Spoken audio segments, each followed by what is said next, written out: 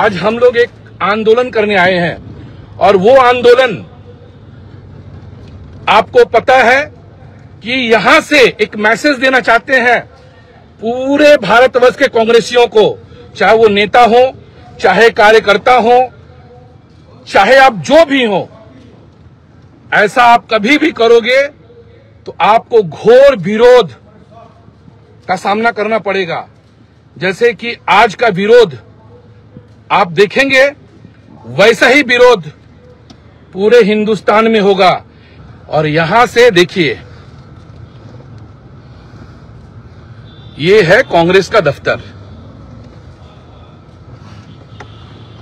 और इस दफ्तर में हम लोग ढुकेंगे। अभी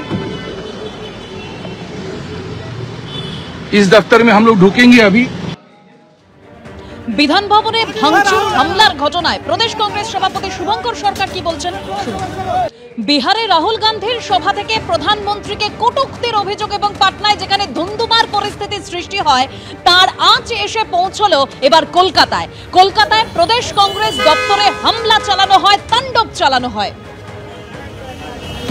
পোস্টারে কালি লাগিয়ে দেওয়া হয়, বিধান ভবনের সামনে ভাঙচুর চালানো হয়। দুটো ছবি আপনারা দেখতে পাচ্ছেন, একদিকে পাটনায় যেখানে প্রধানমন্ত্রীকে কটূক্তির অভিযোগ একদম সেখানে, এবং তার আঁচ এসে পড়েছে একেবারে কলকাতায়। প্রদেশ কংগ্রেস দপ্তরে ভাঙচুর চালানো হয়, তাণ্ডব চালানো হয়। कांग्रेस दफ्तर में आकर ये भारतीय जनता पार्टी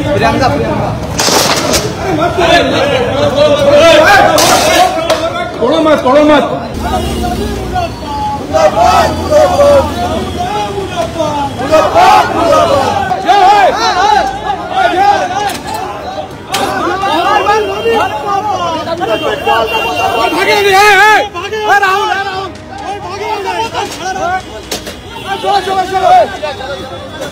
देखिए, ये कांग्रेस का दफ्तर है।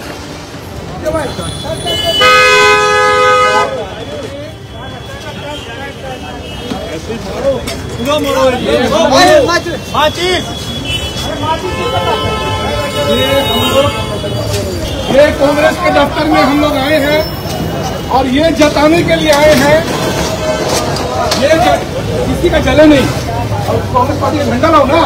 कांग्रेस दफ्तर में आकर ये भारतीय जनता पार्टी का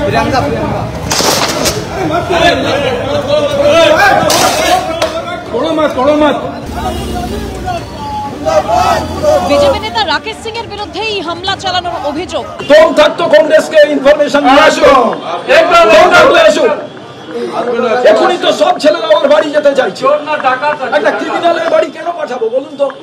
কে কাকে পাঠিয়েছে আমি জানি না। অসভ্য বর্বর পার্টির নাম বিজেপি পার্টি। রাহুল গান্ধীকে যে ভয় পাচ্ছে এটা প্রমাণিত। চুরি করে যে ভারতবর্ষের প্রধানমন্ত্রী, ভারতবর্ষের সরকার তৈরি হয়েছে 2019-এ 2024-এ, সেটা আজকে মানুষ বুঝতে পারছে। তাই আজকে রাকেশ সিং এর মতো গুন্ডাদের পাঠিয়ে দিয়ে এই ঘটনা ঘটানো হলো।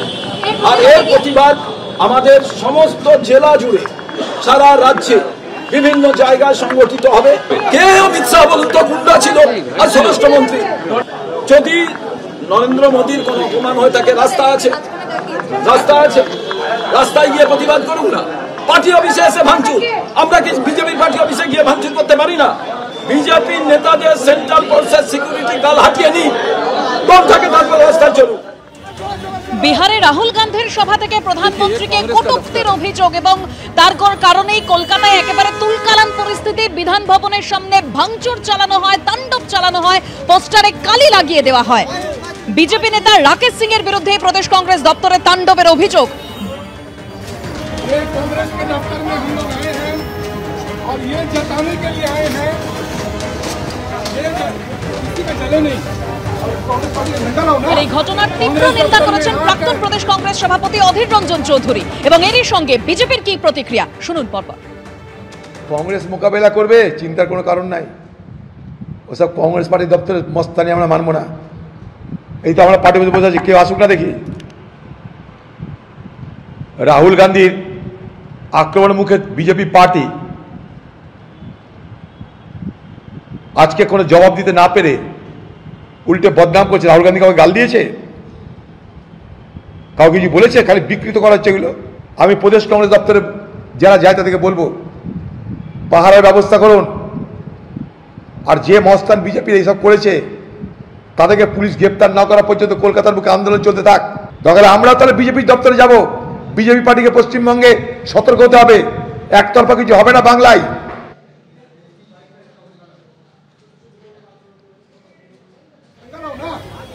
পার্টি এই ধরনের প্রোগ্রাম কোনো ঘোষণা করেনি। বিহারে একটি প্রোগ্রাম আছে, কারণ বিহারে যে ধরনের কুরুচিকর মন্তব্য মাননীয় প্রধানমন্ত্রী এবং তার পরিবার সম্পর্কে কংগ্রেসের নেতারা করেছেন তা অত্যন্ত নিন্দাজনক, এবং সেই প্রোগ্রাম বিহারে ঘোষিত আছে। পশ্চিমবঙ্গে এই ধরনের পার্টির তরফ থেকে কোনো প্রোগ্রাম ঘোষণা হয়েছে বলে আমার জানা নেই।